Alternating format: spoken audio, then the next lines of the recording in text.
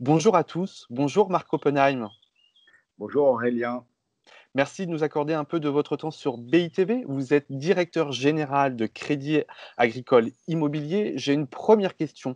Comment votre structure fait face à cette crise, notamment post-confinement?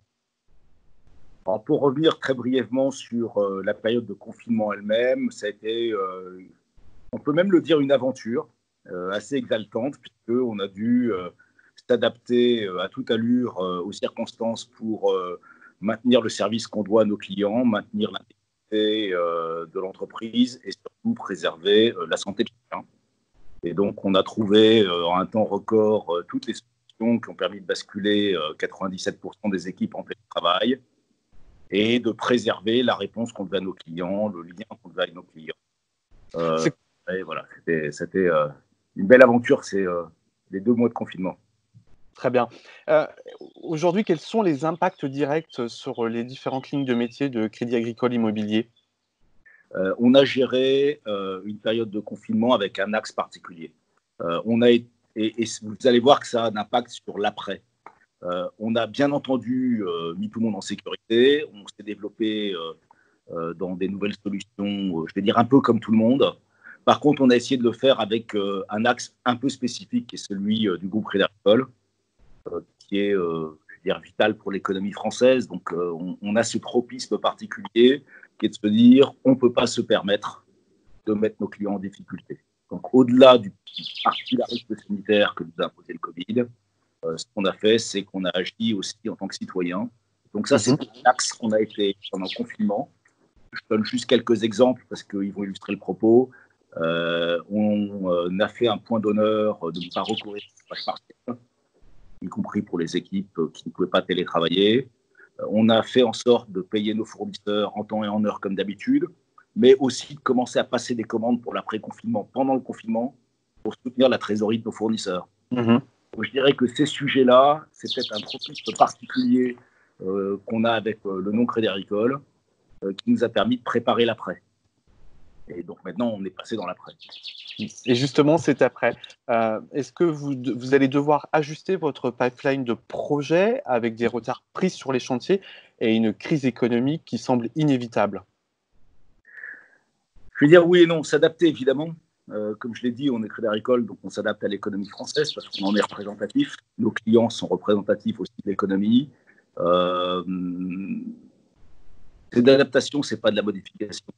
Déjà, je voudrais le redire, on s'appelle Crédit Agricole, donc on a un tropisme agricole, donc la monoculture, ça nous plaît pas trop. On fait tous les métiers de l'immobilier, Mhm.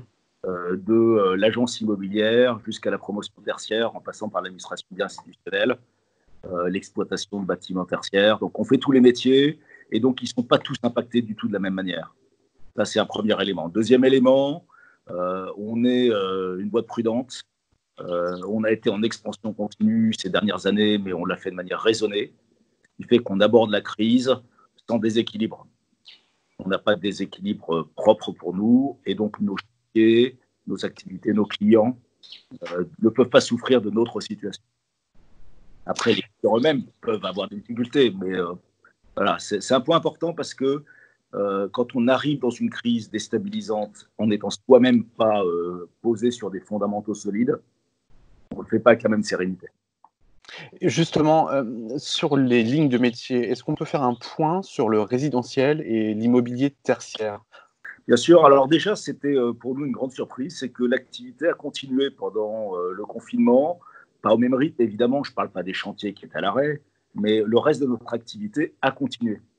On a signé des contrats, on a déposé et obtenu des permis de construire, on a fait des ventes, donc pas au même rythme que d'habitude, mais le confinement nous a montré qu'on restait en mouvement pendant le confinement. Et donc l'après-confinement, c'est la même chose en plus rapide.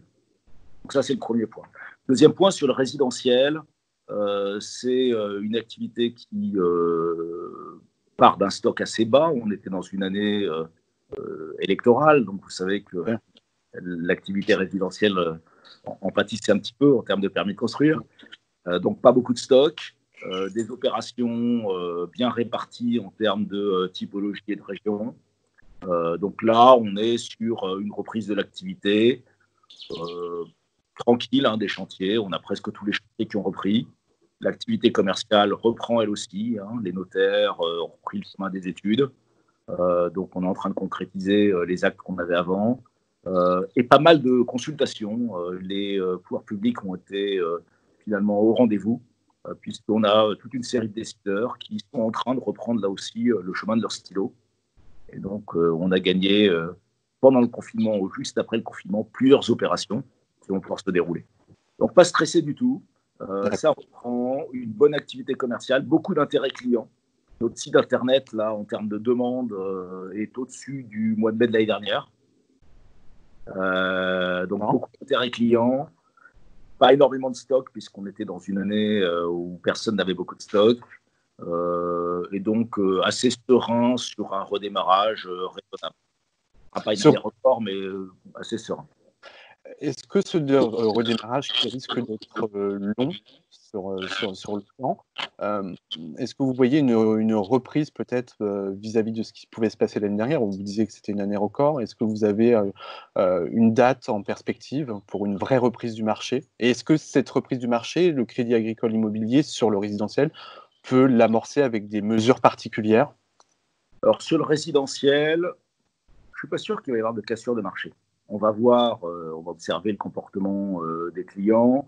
Résidentiel, c'est tiré par trois natures d'acheteurs très très très différentes entre les institutionnels / social, les investisseurs et les occupants. Donc, trois logiques économiques complètement différentes. Les institutionnels et le logement social sont clairement à l'achat. On a beaucoup de demandes.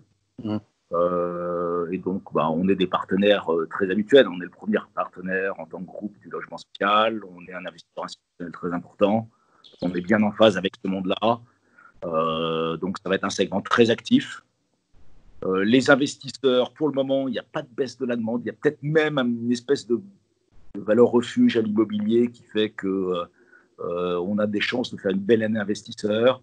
Je pense que ceux qui sont le plus prudents, c'est les ménages, parce qu'ils attendent de voir quel est l'environnement. Et donc, les propriétaires occupants, ça fera peut-être un segment de marché un peu plus calme. Un peu plus calme, d'accord. J'ai une dernière question, Marc. La prochaine crise sera-t-elle liée au risque climatique et comment le Crédit Agricole Immobilier peut surmonter cette question liée au climat à travers sa stratégie? Alors, très clairement, là aussi, je fais appel aux valeurs du groupe. On est un groupe qui est inséré dans la société. Il ne peut pas en être autrement quand on est le premier financeur de l'économie. Et donc, notre stratégie, c'est une stratégie de durabilité. On n'est pas là pour faire des coups, quels que soient nos métiers. On est là dans la durée. Ça fait 130 ans qu'on est là. Et je pense qu'on sera encore là dans 130 ans. Je fais même assez peu de doutes. Et donc, on peut à la fois pas s'abstraire de l'environnement économique. Quand on est le financeur d'un tiers de l'économie française, on vit au rythme de l'économie française, on est à ses côtés. On a un rôle social important, et donc on doit être en phase avec les attentes de la société. Et les attentes de la société aujourd'hui, c'est une société qui va prendre en compte les notions environnementales de manière plus prégnante qu'avant. Et le troisième point qui milite dans ce sens-là, c'est qu'on est extrêmement proche dans le monde de l'immobilier, du monde du politique, et le politique, il est en phase avec les électeurs. Et donc, cette attente sociétale, elle va aussi s'exprimer dans la relation avec les administrations et les collectivités territoriales. Donc, on était déjà très engagés. La nature en ville, ça fait déjà 6 ans que c'est un axe pour nous. Et on est un acteur extrêmement impliqué dans cette dimension-là. Mais je pense que ce n'est pas la seule dimension qui nous anime et qu'on va pousser. Les problématiques d'inclusion, les problématiques de développement harmonieux de la ville, sont des sujets sur lesquels on est très en phase. Pour nous, ce n'est pas une rupture, parce que c'est un sujet sur lequel on est parti depuis 6 ans. C'est peut-être une incitation à accélérer. Je pense qu'on ne peut pas opposer l'économie, l'environnement et le sociétal. Ce n'est pas trois compartiments qui ne se parlent pas. Il faut faire quelque chose qui soit performant économiquement. Autrement, ça ne marche pas. L'équation ne marche pas. L'utopie, c'est très bien, mais une entreprise ne peut pas vivre dans l'utopie. Tout à fait. Le verdissement, au sens décarbonation et biodiversité, Ça s'impose à tous, mais il faut trouver des conditions économiques qui permettent de sortir les projets dans des conditions économiquement raisonnables, autrement ils ne sont pas achetés. Et le sociétal, on le voit bien, on est dans une société qui se grippe facilement, les Français sont râleurs, on fait des recours sur tout.